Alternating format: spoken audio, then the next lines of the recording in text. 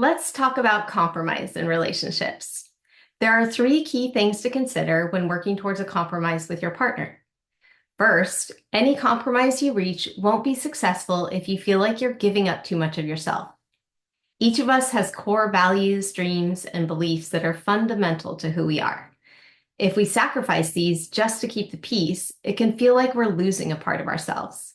So the first step in creating a successful compromise is to clearly identify what is non-negotiable for you.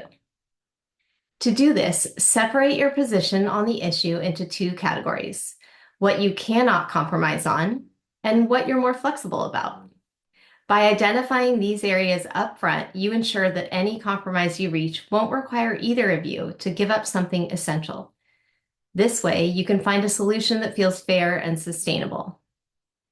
The second point is that the process of reaching a compromise is more important than the outcome itself.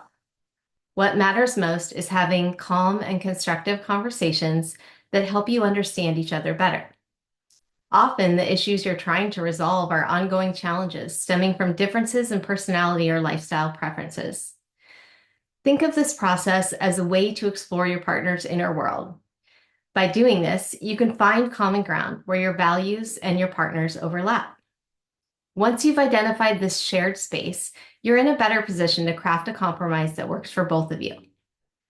The third point is that successful compromise requires a willingness to accept influence from your partner. If you approach the compromise with openness and a willingness to consider your partner's perspective, you're more likely to find a solution that meets both of your needs. Successful couples often create compromises by focusing on the details they can be flexible about. Things like when, where, or how something will happen, and other practical considerations.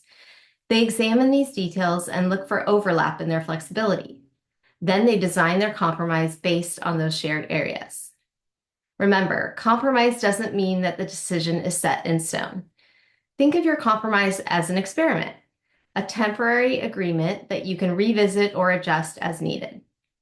It's also important to recognize that neither of you will get everything you want, but the goal is to feel understood, respected, and valued throughout the process. Ultimately, the true success of compromise lies in the mutual respect and understanding that it fosters, rather than the specific outcome that you reach.